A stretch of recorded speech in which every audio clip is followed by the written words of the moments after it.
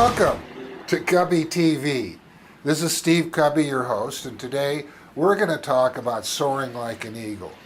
That's right, you and I soaring like eagles. I know for me, I soar every day as an eagle because I'm not afraid of the police, I'm not afraid of the government, because I know that I have the right to take anything that they charge me with before a jury of my peers and to persuade that jury that the law is wrong and I acted morally and correctly.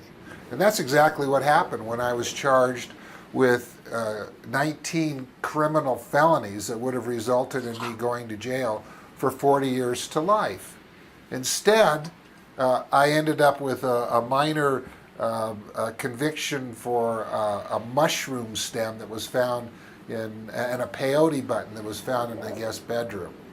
And I refused to accept probation. I refused to cooperate. I showed up for court. I was polite to the officials, but the only word that they ever heard out of my mouth was no.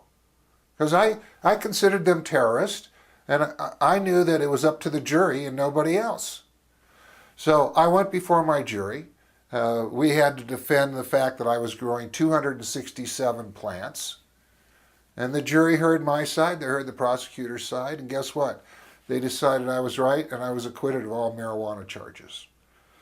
So I don't worry about getting arrested. I don't worry about getting, now I still stop for stoplights. I still obey laws that are not a direct unconstitutional violation of my rights under the Bill of Rights. But when it comes to messing with my rights under the Bill of Rights, I give no room to anyone. And I'm ready to take any case to a jury of my peers. And I will continue to behave morally and ethically, but I'm not going to be pressured in any way to obey unconstitutional violations of my civil rights, such as the Controlled Substance Act. So I invite you to hear from Weedman, another eagle who soars above the law and has beaten the law in their attempts to try to put him away. Now, in this first clip that I'm going to show you, this goes back to, I think, 97, when he was under surveillance by a narcotics officer. And you'll see how Weedman handled that. And then afterwards, we'll go to a speech that he gave this summer at Seattle Hemp Fest. And you'll see the evolution of an eagle from just messing with the police to demanding his rights as an American citizen under the Bill of Rights to a trial by jury that he won not just once, but twice. I think he believes he's incognito.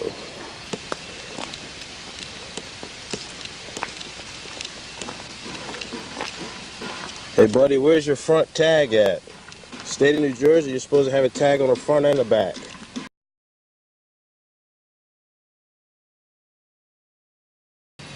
I went over there and shaving creamed his windows and he drove away. I put shaving cream all over his windows. He started banging on the window and then drove away.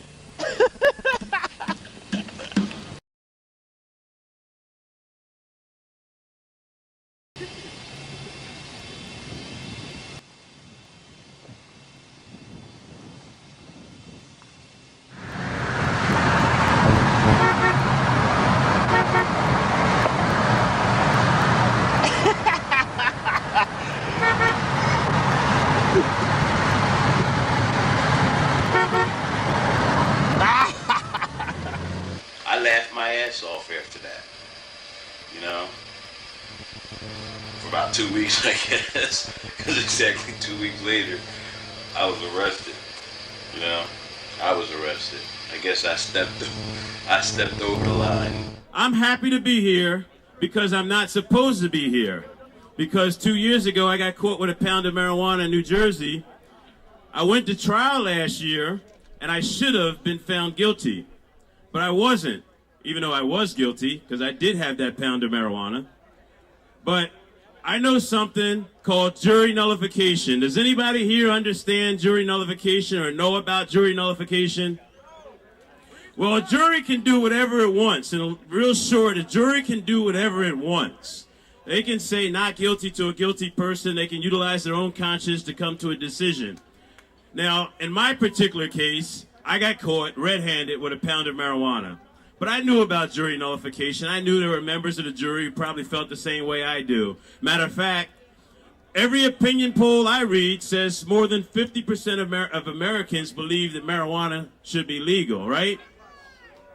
I'd say here, 100% of people here believe that marijuana should be legal, right?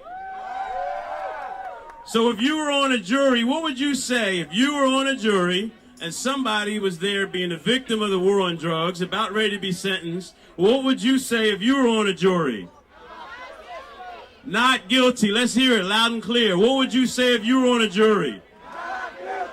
That's right. So if you ever get them voter registration forms, fill it out. You may end up in a jury. I don't know how many of you are from different states, but right here in Washington State, there's still people being prosecuted, from what I understand.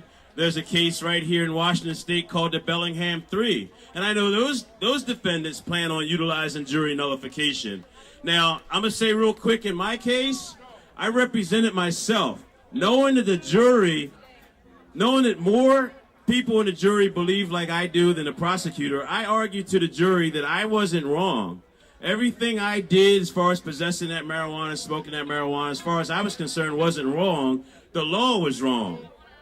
You know, I told my jury that morning I smoked the joint. I told them at lunchtime, when 2 or 3 of you go outside and you smoke your cigarettes outside the front door, I got to go across the parking lot and smoke my joint. I told them at nighttime, tonight when I go home, I'm going to smoke a joint.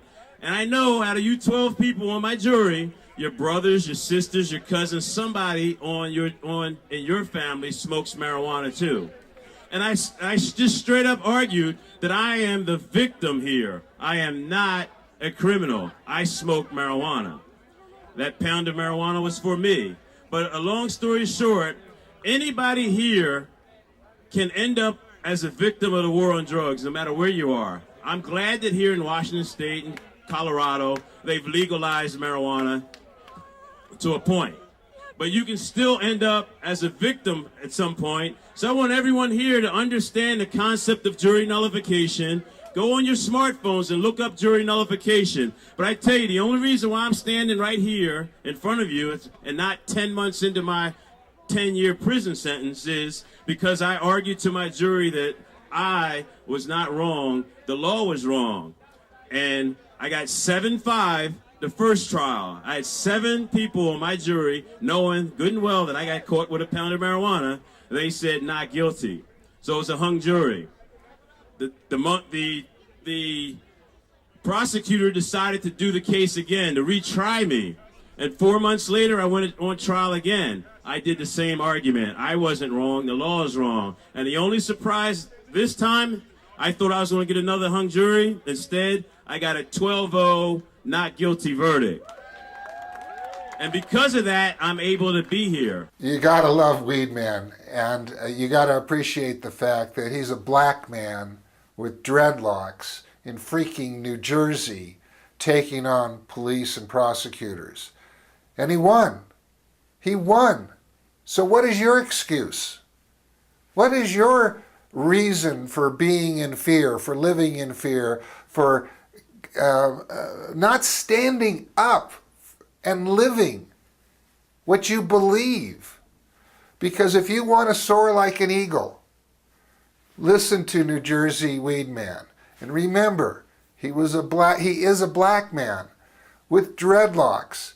And he went before a jury and spoke the truth, and he won. And you can too. This has been Steve Kubby for KUBBY TV. Join us tomorrow right here. Same time, same place. Take care.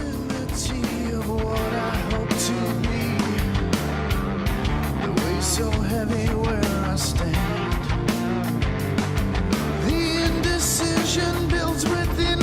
twisted sense of self